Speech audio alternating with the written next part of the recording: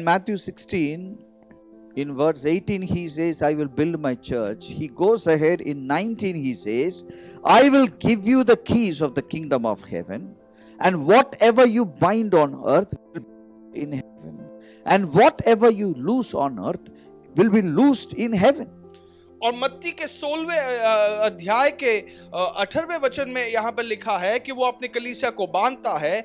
19वें वचन में ये कहता है, यीशु कहता है कि मैं तुझे स्वर्ग के राज्य की कुंजियां दूंगा, और जो कुछ तू पृथ्वी पर बांधेगा वह स्वर्ग में भी बंधेगा, और जो कुछ तू पृथ्वी पर वह स्वर्ग में खुलेगा। See, here Jesus Christ is talking about heaven and earth. और यहाँ पर यीशु मसीह स्वर्ग और पृथ्वी के विषय बात कर रहे हैं। He is not talking about the church. वो कलीसिया के विषय बात नहीं कर रहे हैं। He gave the keys to the church. और यीशु ने चाबियों की कुंजियां तो कलीसिया को दी थी। So the church is not focusing on controlling other members, but it is focusing on going for the entire world. तो जो कलीसिया है वो एक दूसरे को जो कलीसिया में है उनको नियंत्रित करने की कोशिश नहीं कर रहे, बल्कि दुनिया में जाकर सारी सृष्टि पर वो जयवंत हो रहे हैं। But today what has happened is the churches are gathering together and they are busy with each other, they are monitoring each other, they are finding fault with each other, they are gossiping and comparing with each other. Instead, I said, your duty is not with each other, your business is with the heaven and earth. और सचमुच आज अगर आप देखें तो कलीसिया एक दूसरे के साथ स्पर्धा कर रहे हैं, एक दूसरे के साथ अपनी तुलना कर रहे हैं, एक दूसरे की गलतियां खोज कर निकाल रहे हैं, जबकि उन्हें इस दुनिया में जाकर स्वर्ग और पृथ्वी के बारे में आपको नियंत्रण करना है। Definitely when you believe in Jesus Christ, you come into the church, you learn the everything, and after that your business is not inside, it is outside. और निश्चित तौर पर जब आप यीशु मसीह को स्वीकारते हो, आप इस कलीसिया के अंदर आते हो और आप इस नींव की बातों को समझते हो, और फिर वहां पे आपका काम नहीं बनता, बल्कि आप कलीसिया के बाहर आपका काम बनता है। Whatever you bind will be bound on earth and heaven approves it. और जो कुछ तुम पृथ्वी पर बांधते हो स्वर्ग में बंधा जाता है, स्वर्ग उसके साथ ही खड़ा रहता है। It always comes back to Genesis chapter 1 verse 28. It's talking about the entire earth. और ये हमेशा उत्पत्ति 1:28 में जो बातें लिखी है उसी पर खड़ा रहता है, सारी पृथ्वी के विषय में लिखा है। Church is a vehicle through which we can reach the entire world. और कलीसिया ऐसी एक वाहन है जिसके द्वारा हम सारी, And we should always know God has only one hope or one vehicle, that is the church. और इससे हमें समझना है कि परमेश्वर के पास एक ही एक वाहन है और वो है परमेश्वर की कलीसिया। In spite of the failures of the churches, in spite of the weakness of the church, still God has no plan B about reaching the world. It is His duty to reach the world. और चाहे ये कलीसिया आज हार क्यों नहीं गई हो, चाहे ये कलीसिया यहाँ पर अटक क्यों नहीं गई हो, लेकिन परमेश्वर के पास कोई दूसरी योजना नहीं है। इस कलीसिया को ही जाना है और इस दुनिया को जीतना है। Church is the body of Christ. और कलीसिया ही यीशु मसीह का देह है। And it is the only way where God works. और वो एकमात्र मार्ग है जिससे परमेश्वर इस दुनिया तक पहुंच सकता है। So the church cannot be self-serving. तो ये जो कलीसिया है वो अपने आप की ही सेवा करते ना बैठे। So our priority is not to build the church into a prestigious church, but to go into the world and to build the world into the heaven. और तो कलीसिया का कर्तव्य के को बहुत ही बड़ा बनाने का नहीं है, बल्कि इस दुनिया में जाकर सारी दुनिया को स्वर्ग समान बनाना। Definitely churches can become bigger and bigger and bigger. Definitely it will become bigger, but that is not the end product. That is not our vision. Our vision is not to build the church. और निश्चित तौर पर जो कलीसिया है वो बड़ी होती जाती है, निश्चित तौर पर वो और भी अंक में और अपने रूप बड़ा होता जाता है, लेकिन अंतिम उत्पाद वो नहीं है, अंतिम रिजल्ट वो नहीं है। हम वो कलीसिया का अंतिम जो लक्ष्य है वो कुछ और है। Today many pastors, they have a vision of building the churches into numbers. You know, they have some numbers and they want to build the church into a big number. और आज कई सारे पासबानों के ऐसे दर्शन हैं कि उन्हें उनकी कलीसिया इतने सारे हजारों या लाखों लोगों के ऐसे गिनती कर कर वो बढ़ाने की सोचते हैं। Your vision cannot be a number. एक दर्शन जो है वो एक अंक नहीं हो सकता। Your vision is a place where you have to go. और ये दर्शन जो है ऐसा एक स्थान है जहां पर आपको पहुंचना है। Jesus Christ said, "My will be done on earth as it is in heaven." और यीशु मसीह ने कहा कि इस पृथ्वी पर पूरी होगी जैसे स्वर्ग में पूरी होती है। If your vision is only to build the churches, to build your church into a big, prestigious and a huge, beautiful, amazing church, I tell you, probably you have not understood what God really wants for the church. अगर आपका दर्शन केवल इस कलीसिया की इमारत को बड़ा करना है, बनाना है, सबसे उत्तम बनाना है, केवल इतना ही है, तो शायद आप परमेश्वर के उद्देश्य को ठीक से समझ नहीं पाए। Those churches are self-seeking, and they are not doing the purpose in which they were created for. ये जो कलीसियाएं हैं, ये केवल अपने आप के विषय सोचती है, वो सचमुच परमेश्वर के उद्देश्य को खोज नहीं रहा। When you do not know what is created, then you abuse yourself. जब आप नहीं जानते कि आपका सृष्टि क्यों किया गया है, तो आप अपने आप के साथ ही गलत कार्य करते हैं। Today many young boys and girls, they are abusing themselves with chemicals, with lusts, with unwanted things, because they do not know why they are created for. और आज कई सारे जवान लोग अपने आप के ही पीड़ा पहुंचा केमिकल के द्वारा, कुछ नशे के द्वारा, कुछ व्यभिचार के द्वारा, क्योंकि वो नहीं जानते कि उनकी सृष्टि क्यों की गई है। In the same way, when you do not know why the church was created, you can abuse the church. और उसी प्रकार जब आप नहीं जानते कि कलीसिया का निर्माण सृष्टि क्यों किया गया है, तो आप कलीसिया के साथ भी गलत व्यवहार कर सकते So हैं। many churches are actually abusing themselves. It is not actually doing what created for. तो आज कई सारी कलीसिया ऐसी है जो अपने आप के साथ ही गलत व्यवहार कर रहा है, और सचमुच जिसके लिए उसका निर्माण सृष्टि किया गया था, उसे वो पूरा नहीं कर पा रही। I don't say church is not required. Church is extremely essential. We are born again in the church. और मैं ये नहीं कहता कि कलीसिया की कोई जरूरत नहीं, कलीसिया की बहुत अधिक ज्यादा जरूरत है।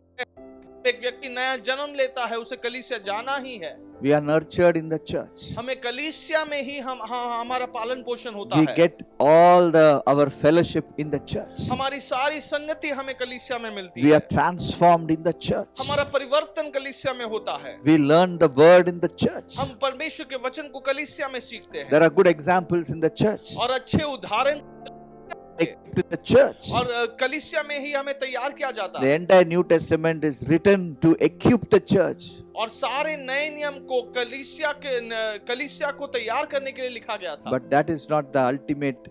Church is not the ultimate. The kingdom is the ultimate. तो कलीसिया ही अंतिम उत्पाद नहीं है, बल्कि अंतिम छोर हमें परमेश्वर का राज्य ही है। We should always understand the church is related. The kingdom is absolute. हमें समझना है जो कलीसिया है उसके साथ वो धीरे धीरे आगे बढ़ने वाले, उसके साथ हम संबंध बना सकते हैं, लेकिन जो परमेश्वर का राज्य है वो सबसे उत्तम है, सबसे आखिरी है। Let me tell you, the church is relative, but the kingdom is absolute. और जो कलीसिया है उसके साथ एक संबंध बना के धीरे धीरे आगे बढ़ सकते हैं, लेकिन जो परमेश्वर का राज्य है वो है। It is not right when you say which church is a better church, which church is a good church, which church is a big church or a rich church. I tell you, these words and these questions and comparisons are immaterial in the kingdom view. Kingdom is the ultimate. और ये बात गलत होता है जब आप कहते हो कि ये कलीसिया अच्छा है या वो कलीसिया अच्छा है, ये इसकी बड़ी है, ये धनी है, ये गरीब है, ये सब गलत शब्द है, क्योंकि अंतिम बात तो परमेश्वर के राज्य की है। I tell you, the ultimate will of God is not the church, but the kingdom of God. मैं आपसे कहता हूं कि परमेश्वर का अंतिम और सबसे उत्तम इच्छा ये परमेश्वर का राज्य ही है। Because God wants to transform the whole earth. क्योंकि परमेश्वर सारी दुनिया को परिवर्तित करना चाहता See, है। one thing we all should understand. Everything will change, God will not change. You will agree with me. और एक बात हम सभी को समझना है कि सारी बातें बदल जाएगी, लेकिन परमेश्वर नहीं बदलेगा। आप में मुझसे सहमत होंगे। Hebrews 13:8 says Jesus Christ is the same yesterday, today and forever. और इब्रानी 13:8 कहता है कि यीशु मसीह कल, आज और एक समान बने रहने वाला है। Definitely Jesus Christ doesn't change, Father God doesn't change, Holy Spirit doesn't change. और निश्चित तौर पर यीशु मसीह बदलने नहीं वाला, और पिता परमेश्वर बदलने नहीं वाला, पवित्र आत्मा बदलने नहीं And वाला। he has said, subdue and have dominion over the entire earth in Genesis chapter 1 verse 28. और उत्पत्ति 1:28 में परमेश्वर ने सारी पृथ्वी के हर एक जीवों पर तुम अधिकार पाओ। God has not changed. और परमेश्वर बदला He नहीं है। still wants man to have dominion. वो आज भी चाहता है कि मनुष्य अधिकार पाए। God has not changed. परमेश्वर बदला नहीं है। Man has changed. मनुष्य बदला But है। still God has not changed. लेकिन फिर भी परमेश्वर बदला नहीं है। In Genesis chapter 3, everything changed. One thing did not change. और उस किताब में भी पासबान लिखते हैं कि उत्पत्ति के 3 अध्याय में सारी बातें बदल गई थी, लेकिन एक बात नहीं बदली थी। That is, God did not change in Genesis chapter 3 also. और वह यह है कि परमेश्वर बदला नहीं था। उत्पत्ति के 3 अध्याय में भी परमेश्वर बदला नहीं। Whatever he planned, whatever he said, it is still the same. और परमेश्वर कभी बदलता नहीं है। जो कुछ योजनाएं उसने बनाई है वो ऐसा ही रहता है। Adam failed, Eve failed. और आदम हार चुका था और उसने हार अपने जीवन में पाई। Jesus Christ came to restore what they did not do. और यीशु मसीह आए ताकि फिर से बांध सके जो कार्य उन्होंने नहीं किया। So today you should understand, church is important, but that kingdom is more important. तो आज आपको समझना है कि कलीसिया महत्वपूर्ण है, लेकिन परमेश्वर का राज्य उससे भी कई ज्यादा महत्वपूर्ण है। Let us see what the kingdom has to do, church has to do on this earth. और जो परमेश्वर की राज्य है, परमेश्वर की कलीसिया है, उसे क्या करना है वो हम देखेंगे। 1 Timothy chapter 3 verse 15. पहला तिमोथी 15वां वचन। He says the church of the living God is the pillar and the ground of truth. और वो कहता है कि परमेश्वर, जीवित परमेश्वर की कलीसिया इस पृथ्वी पर एक स्तंभ के समान है। Church of God is like a pillar and it is like a ground of the truth. परमेश्वर की कलीसिया एक स्तंभ के समान है और सच्चाई की एक भूमि के समान है। What is a pillar? और ये स्तंभ क्या होता है? The pillar is something which bears something else. और स्तंभ ऐसी एक वस्तु है जो किसी और के बोझे को अपने आप पर उठाती है। It is actually supporting another structure. और दूसरे एक स्ट्रक्चर को वो उसे संभाल रहा है। Now this is a church of the truth. और कलीसिया जो है सच्चाई के लिए एक स्तंभ बनता है। What? There are two types of truth. One is subjective, one is objective. और 2 प्रकार के सच्चाई होते हैं, एक है सब्जेक्टिव और दूसरा ऑब्जेक्टिव।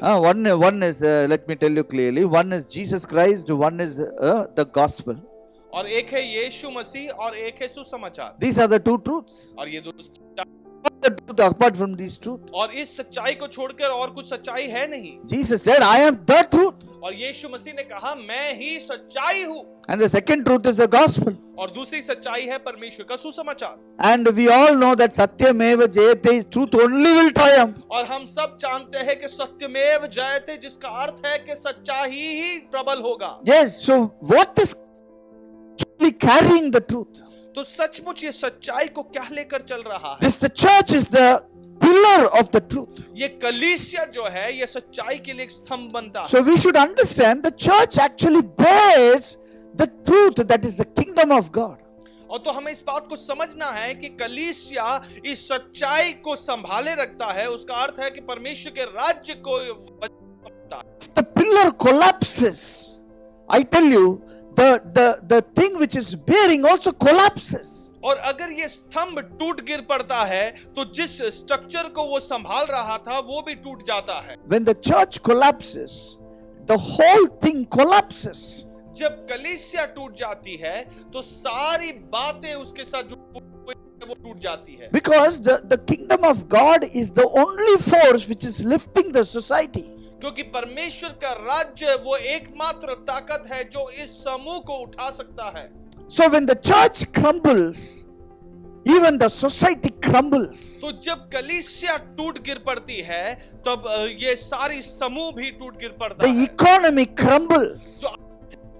वो भी टूट गिर पड़ता है। Okay, when the church loses its ability to uphold the kingdom of God, I tell you, every sphere of this earth will come down.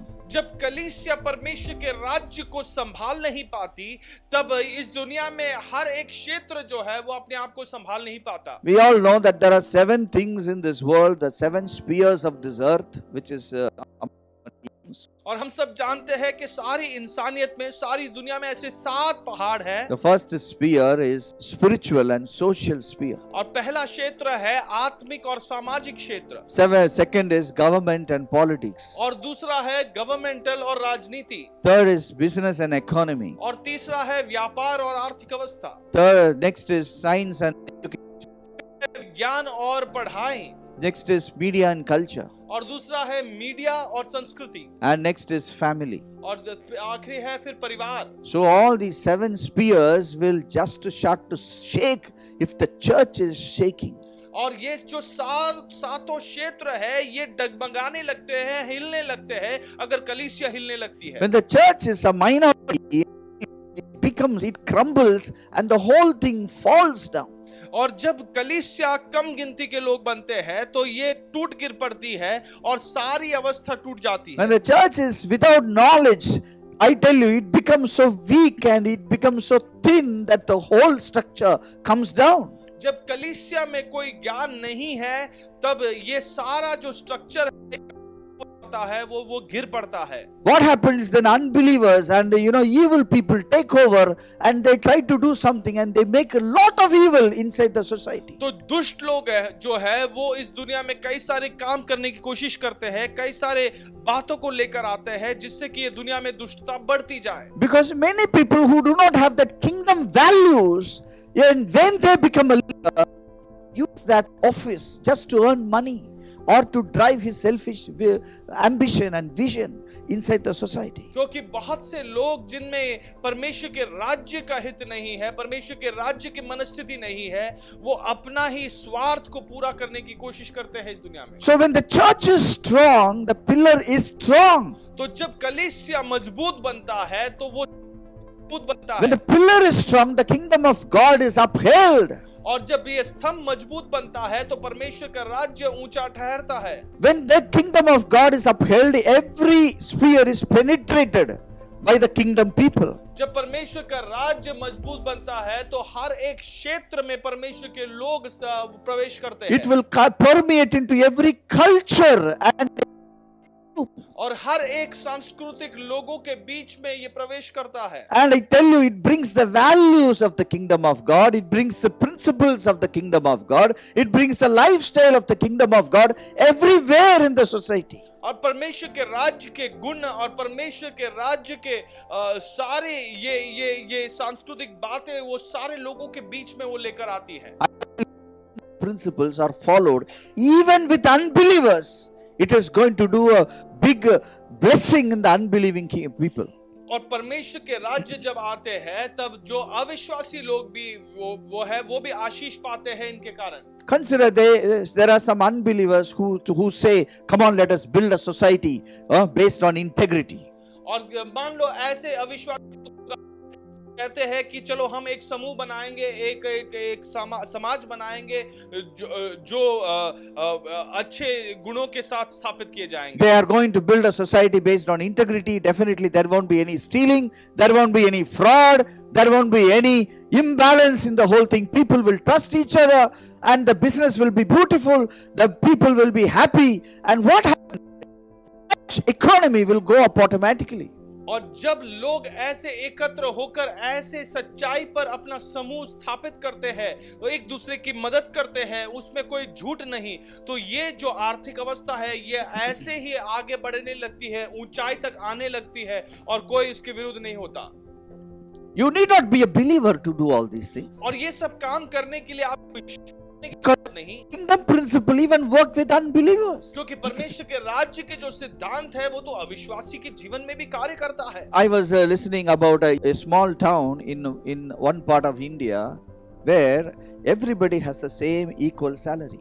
और मैं एक छोटे देश के विषय बात पढ़ रहा था जो भारत देश में है, एक छोटे से शहर, सारे लोगों की आर्थिक अवस्था एक समान है। Everybody has a salary of 12,000 rupees. और सबकी तनख्वाह 12,000 रुपए है। There is crime rate is 0. और वहां पर कोई क्राइम है ही नहीं। Zero crime is in that city. और उस शहर में शून्य क्राइम होता है।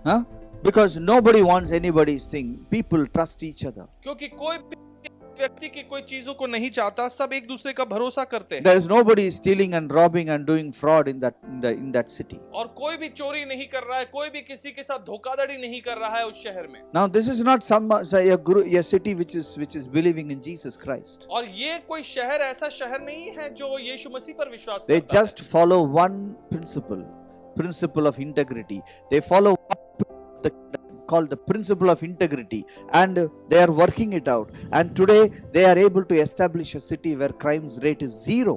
और वो केवल परमेश्वर के राज्य के एक सिद्धांत, सच्चाई का जो सिद्धांत है, उसको अपने समूह में उन्होंने लागू किया है, और उसी के कारण उनके शहर में क्राइम रेट 0 है। If they bring principles inside our lives, inside the society, I tell you that society will reap the kingdom benefits. और अगर परमेश्वर के राज्य के हर एक सिद्धांत को अगर हम अपने समूह में लेकर आ सके और उसे इस्तेमाल कर सके, तो वो परमेश्वर के राज्य के हर एक मुनाफे को भी वो अपने जीवन में लागू हो चख सकेंगे। Definitely, kingdom, God's is the world. His end product is not the church. Church is a vehicle to take us into the whole world to establish the kingdom of God. और निश्चित तौर पे परमेश्वर के मन में तो सारी दुनिया के विषय में है, और वो कलीसिया केवल एक वाहन के समान है ताकि वो दुनिया तक पहुंच सके। Finally, the style of the finish. और मैं खत्म करने से पहले आखिरी में ये परमेश्वर के राज्य का जो तरीका है उसे मैं बताना चाहूंगा। The purpose of the kingdom is to have dominion. जो परमेश्वर के राज्य का उद्देश्य है वो है कि राज्य करें। Take over every sphere of this world. और इस दुनिया के हर एक क्षेत्र पर वो राज्य कर सके। The style of the kingdom. परमेश्वर के राज्य का तरीका। Let's turn to John chapter 1 verse 14. यूहन्ना 1:14 को देखेंगे। 14 it says, the word became flesh and dwelt among us. We beheld his glory, the glory as the only begotten of the Father, full of grace and truth. And verse 16 it says, his fullness we all have received, and grace. और इसी अध्याय के 16वां वचन कहता है, क्योंकि उसकी परिपूर्णता में से हम सब ने प्राप्त किया, अर्थात अनुग्रह पर अनुग्रह। Verse 17 says, for the law was given through Moses, but grace and truth came through Jesus Christ. 17वां वचन कहता है, इसलिए कि व्यवस्था तो मूसा के द्वारा, परंतु अनुग्रह और सच्चाई यीशु मसीह के द्वारा पहुंची। There are two things which Jesus Christ brought. और 2 बातें हैं जो यीशु मसीह लेकर आए। He brought grace and truth. उन्होंने अनुग्रह लेके आए और सच्चाई को लेकर आए। Now Moses brought truth. और मूसा जो है वो सच्चाई को लेकर आए। To a degree, a level of truth of his era he brought into the world. और मूसा के समय लेकर आए इस पृथ्वी पर। But Jesus Christ brought grace and truth. लेकिन यीशु मसीह अनुग्रह और सच्चाई दोनों को लेकर आए। Truth without grace becomes legalism. जो सच्चाई अनुग्रह के बिना बांटी जाती है वो एकदम लीगलिस्टिक बन जाता है। When truth is said, it becomes oppressive. और जब सच्चाई कही जाती है कोई भी अनुग्रह के बिना, तो वो दुष्ट दबाव एक डालने लगता है। Without grace, the truth becomes very heavy and burdensome. और ये अनुग्रह के बिना अगर सच्चाई बांटी जाए तो वो बहुत ही एक भार के समान लगता है। That's why with Jesus came grace and truth. इसी अनुग्रह और सच्चाई के साथ। Okay, grace should always be with the truth. When you teach the truth, it should be taught in grace.